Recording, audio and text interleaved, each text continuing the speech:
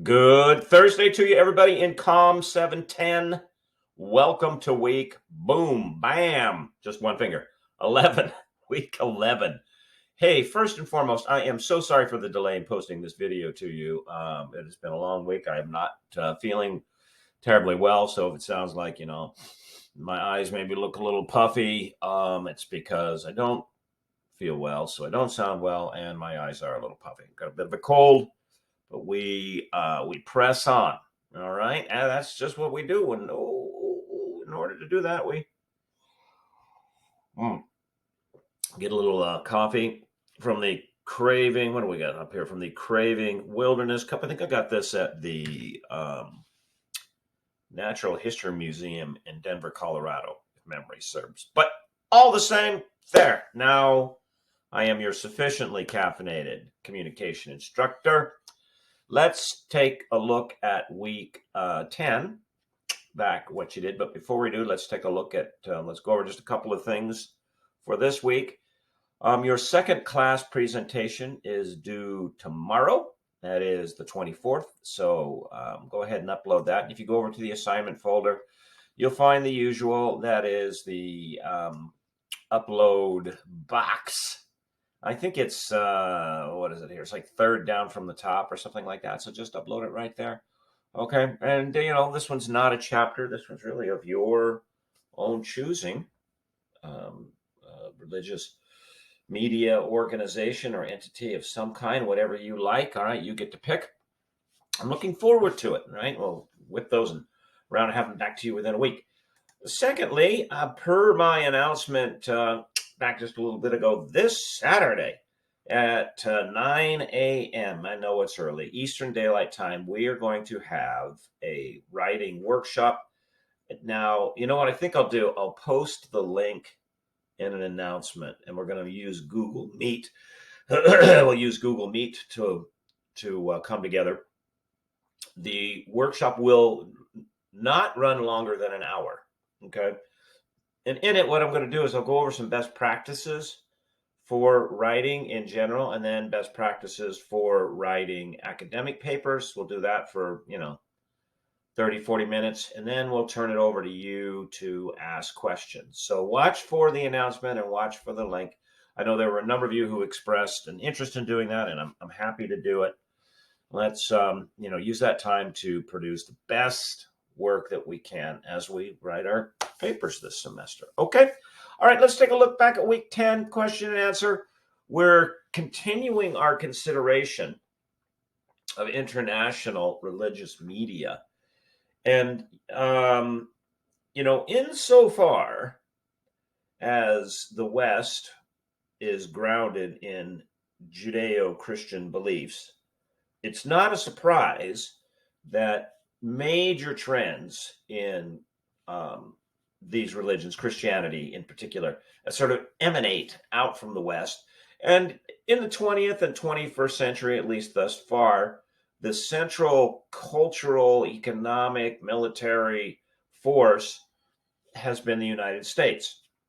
So it's not a surprise to see that the U.S. and what happens here religiously and culturally sort of reverberates out, like ripples in a pond, and affects the rest of the world. So if we take a look at the religious landscape, your media landscape, we get a pretty good indicator as to trends that are likely to have been ignited and are rolling, in other parts of the world. And I want to make something very clear in listing articles about individuals like Joel Osteen or other figures that get lumped into the prosperity gospel movement. I'm in no way beating up on these figures. If you asked me outside of the context of class what I thought of Joel Osteen,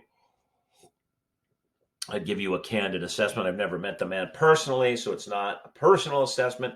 It's not what we've referred to as an ad hominem, that is ad, A-D, against hominin, the man, the individual. It's not an individual attack. It's one of consideration of methodology. Okay, so I wanted to make that clear. All right, let's take a look at question number one, see what you said.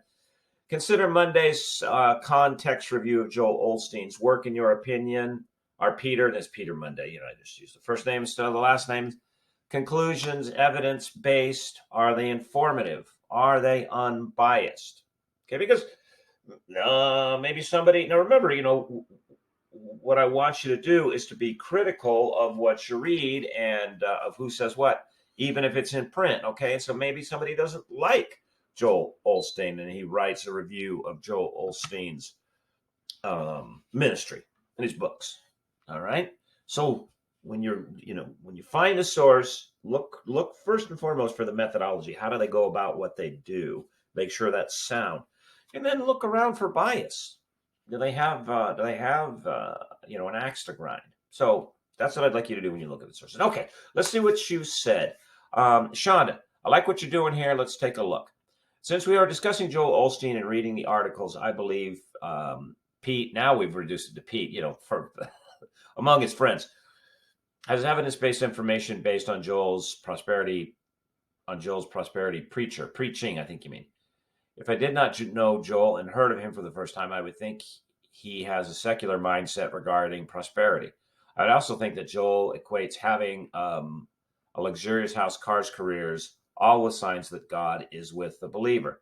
However, if someone was in extreme poverty in the church, that would he equate that God is not with them? Also, in the article, I read that Joel's family living arrangements and finances are because of their devout living and steadfast belief in God wants to give them the desires of their heart. And this, this is not unique to Mr. Osteen's ministry. You find this a lot. This what's the word I'm looking for? The doctrine of manifestation. You just you think about it, you think about it, you think about it, and then you get it. And that is in fact we'll get back to you in just a second, Shonda. That's at the heart of the book called The Promise. Now, there is some interesting evidence-based research which indicates that if you stay focused on a goal, whatever the thing is, education, the acquisition of a material thing, all right, if you stay focused on a goal, and that's the manifestation, all right, you think about it and you envision it, okay. If you stay focused on a goal, you're more likely to achieve the goal. The interesting part of that research is that it seems to be the reasons that drive your achievement of the goal in relationship to being focused on it. They don't have anything to do with like the universe gifting you a car or an education. No, they have much more to do, and it's actually a central communication question. They have much more to do with how you organize your actions based on the discussions you have with yourself and those around you, the decisions that you make, starting with the intrapersonal communication. What do you say to yourself about yourself? For instance, do you say to yourself in trying, let's say you want an education, you want a PhD, something you might be able to relate to. Okay. And you say to yourself, daily, I can finish a PhD program. I can finish a PhD program. I can finish a PhD program. Okay. That's your manifestation. Okay. Then by way of action, you're more likely to be persistent at a PhD program when the program becomes difficult, when there's a difficult class, when there's financial challenges, when there's time crunches. You're more likely to continue with your work, grappling with the challenges, coming up with solutions, workarounds. Then you are likely to withdraw and say, I quit. Most of the reason that we fail in life is that it comes internally. That is, we quit. And having raised 4 kiddos, I mean, we're still in the process, but we're, I hope, on the backside of the bell curve. You can. I mean, look, being a parent doesn't make you an expert in evidence-based achievement. Okay, that's not what I'm saying. But you can see this, that you can, that the quitting is often the reason. And I've told my children, um, there are always obstacles in the way of achieving a goal. Those obstacles that are internal, that come from something that you assume, you hold strongly as a belief, you had as an experience, you lack by way of preparation, anything that's in here. Those are the best challenges to have because those are the only challenges that you can most readily affect. So, this whole sort of manifestation, mystique, mysticism, there's just no evidence that it's the universe gifting you this stuff. There's a lot of evidence that it's you and your willingness to persist, your willingness to acquire the skills and reorient your mindset that causes the manifestation. But let's go back to Joel Osteen and to Shonda. Yes, the Bible does say that in Scripture, that is, wants to give them the desires of their heart. This can be found in his books. Yes, the Bible does say that in Scripture, that God wants to give you the desire of your heart. Okay. However, Joel is making this sound as if his family is so devout to God because of their devotion to God. God has blessed his family, and I think that's a fair assessment of what you read when you read. I've not read Osteen extensively. Thank you, Shonda. By the way, good answer. I've not read Osteen extensively. I've read a fair chunk.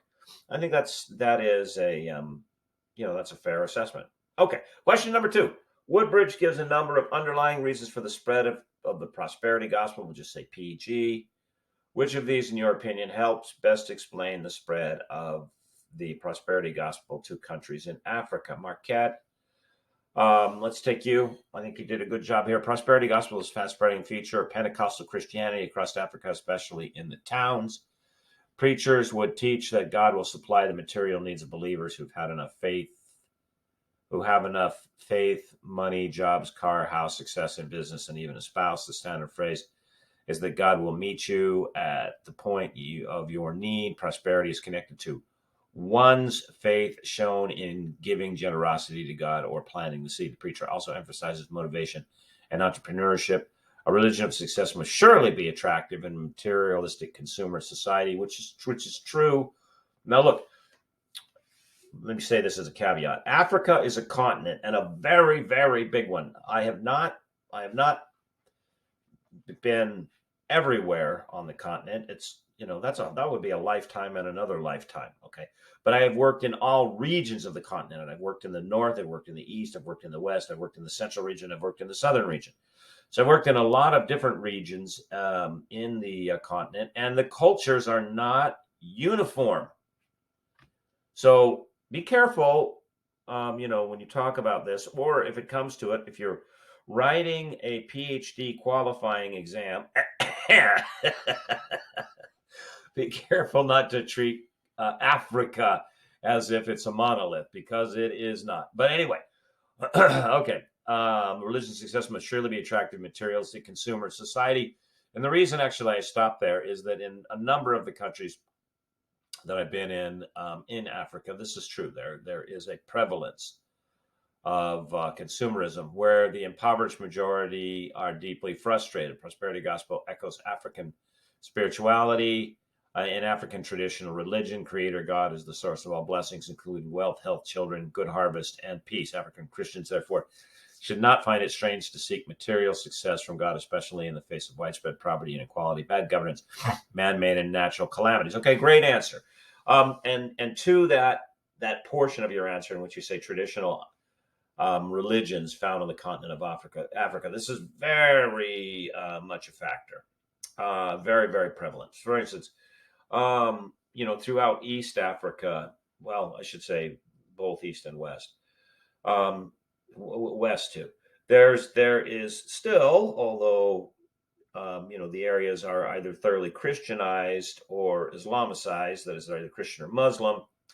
There are still, very strong undercurrents of traditional religions, animism, that is spirits in things. So, for instance, in East Africa, it is a problem for some people born with certain conditions, albinoism, for example, that they stand in real danger of being attacked and mutilated because, as part of traditional beliefs, there's a belief that the bones from an albino hold special powers. And so, we have documented incidences in more than one of those who suffer from albinoism, having someone just crash into their home, hack off their arm with a machete, or panga, as it's called throughout most of Africa, and then off they run to sell the severed arm to someone who practices this animism, this nativism, this pantheism. And so this sort of the blessing comes through a material thing, whether that's a bone or a stone or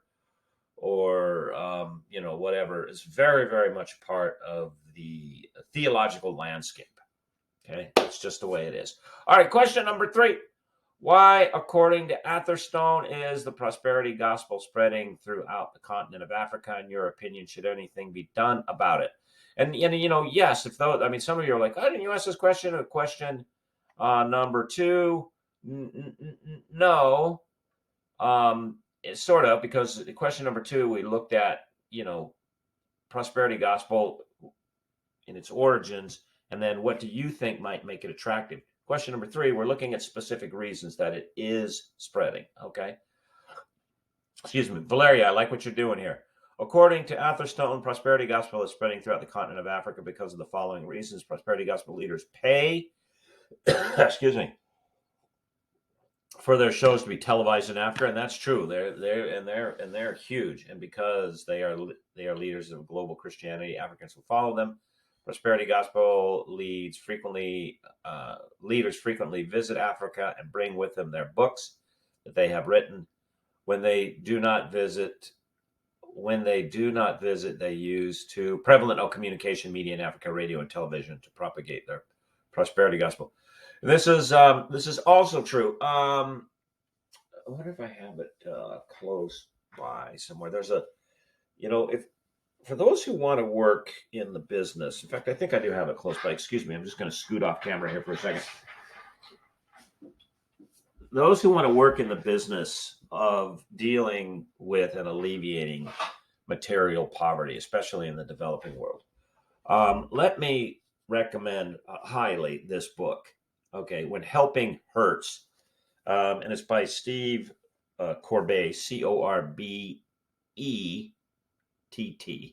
All right, how to alleviate poverty without hurting the poor and yourself. And they take a number of cases in case studies in writing this book that come from Africa. And one of the things that, and I've worked in a number of countries there for many years. One of the things that I became aware of is, because of the discrepancy between our standard of living here in the United States and the standard of living of many in countries in Africa, it just is. It doesn't matter, if you're living here in the United States, what race your family, what ethnic group your family originated from, whether your ancestors came from Africa or Europe or South America or Asia.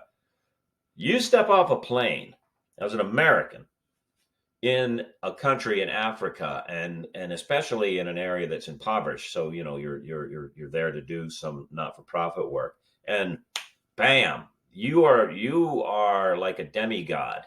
Okay, and I don't mean to be blasphemous, but what I mean by that is that you are treated as if you are, like hovering somewhere between all the rest of humanity and heaven, because depending on where you are and what you're doing, you could be the only one around who has the clothes that you have, who is as well fed as you are, who is thoroughly vaccinated, who is educated, who has back at their home a bank account with money in it, who has a house that has a floor in it, who has a refrigerator, who has a car, who arrived there in a long, shiny, flying aluminum tube filled with free food, drinks, and a movie. I mean, you are living a substantively different experience than those that you may be there to help. And if you're not aware of that, man, that can be an ego trip. And it can give off the impression, whether you intend it or not, that you must have done something, wondrous. And really, if you're an American, you did nothing more than be born, which wasn't of your doing. You must have done something wondrous to receive all of these tremendous blessings. And people will naturally set about wondering, well, what was that? And therefore they look at you and your behavior as something that must be of a special type or a special stamp. So I developed an awareness of that after a couple of years of working in various African countries, and I became very cautious, very reserved in my actions and in my words, because I understood that people had this assumption, and I would say false assumption, that I was somehow blessed by God and they weren't, which is, not part of the conversation I wanted to have with them, not an impression I wanted to have. We're all God's children. That I was somehow blessed. And if they emulated whatever it was that I did, they would be blessed too, which isn't how it's going to work. Okay. Anyway, back to the answer. They preach lengthy sermons that are a combination of biblical truth and prosperity teachings. Their presentation style is similar to the energy of African preachers, which makes it easier to reach and win over the people. And we have a charismatic and dynamic preachers here, but it's like nothing you may have seen. The level of energy and the volume. You walk through large African cities, and you'll have, preachers of various reach in terms of their audience. Some fill stadiums that just people come pouring out, and then some have nothing more than a cheap speaker and an old rusty microphone, and they stand on the street corner just screaming. And I'm not criticizing the message or the messenger. I'm just telling you about the presentation. I mean, it's nearly incoherent. Sort of on the ears when you walk past it. So yes, you're absolutely right. Okay, so you say, in my opinion, I believe something should be done about it. The false teaching of the prosperity gospel can be invasive and overwhelming to those who diligently seek to acquire wealth and prosperity. As Etherstone noted, it robs people of the joy, leaving them empty, lusting after more, and searching for something they cannot find. And I think that is such an important pull quote to use there. Look, me. I don't opine much on what God is or wants. I mean, I have a hard enough time figuring that out in my own life. Okay, but so as a general rule for my brothers and sisters in Christ, I strongly recommend that we do not look at God in the same way that we look at, say, a vending machine, in which, I put prayers into this slot and then I push the buttons. So where is my candy bar? In fact, as a Catholic Christian, I'll share this with you.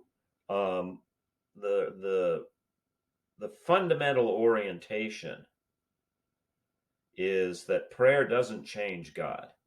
Prayer changes the prayer. All right. Now you may or may not disagree, and you might say, okay, well, look, we have all kinds of examples in Exodus in which Moses is pleading with God, saying, hey, which is a really great book. It's like, wait a minute. So you brought me out of a pretty good life in a palace, and you just dragged me through the wilderness, and now you're gonna burn them up. It's like, oh, come on. Okay, all right. So I'm not discounting that. I'm just giving you the foundational view. So that's an excellent answer, because it does sort of install this false hope and what is a distorted view of our relationship with God. Okay, question number 4. According to Fazi, what are some of the challenges facing Middle Eastern Christians who want to use public media to broadcast their faith? Of those listed, which one, in your opinion, could most readily be addressed? Which one is the most difficult? Anthony, let's take a look at your answer here. The author highlighted some challenges facing Middle Eastern Christians who want to use public media to broadcast their faith. These challenges include decreasing roles of Christians at the social level, the rise of political Islam in Egypt, or in many other countries for that matter, and the denominational divisions. I think what you mean, denominational divisions. All of these challenges discussed need deliberate and cultivative efforts from Christians if they wish to surmount them. I believe denominational divisions could be most readily addressed because they relate to people of one faith. Now, I would agree with you, but that's one of the tougher ones, to be honest with you. I've had experiences. Sure, I'll give you one. I was in the city of Istanbul in Turkey. It's a beautiful city. I really like Istanbul. I've been there a number of times, and I was there interviewing the patriarch of the church from Greece, the Greek Orthodox Church, the assistant to the patriarch. And in Turkey, which is an Islamic country, one of the things that they've done is they put a number of restrictions in place that has made the growth of the Orthodox Church very difficult. One of the things that they've done, that is the nation of Turkey, is shut down the seminary in which those who wish to go on to be bishops and then later patriarch of the church are trained. All right, so they've just started squeezing this bottleneck down. So I was talking to the patriarch's assistant, who happened to be the representative of the Orthodox Church, the patriarch in Great Britain. And I was asking him, just, as a matter of question, given that the nation of Turkey, the Islamic Republic of Turkey, has shut down this seminary, would this be the time to start a dialogue with other faiths about maybe using their facilities or resolving some of the doctrinal issues that have kept you apart?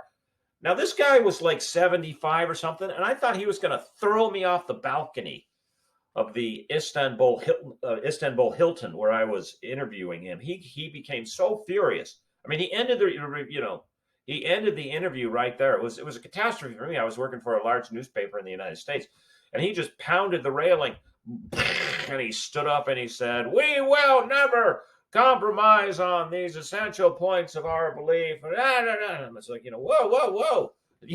Just asking, dude.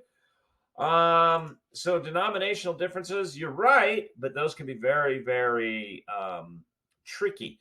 Also, let's go on though. There is a need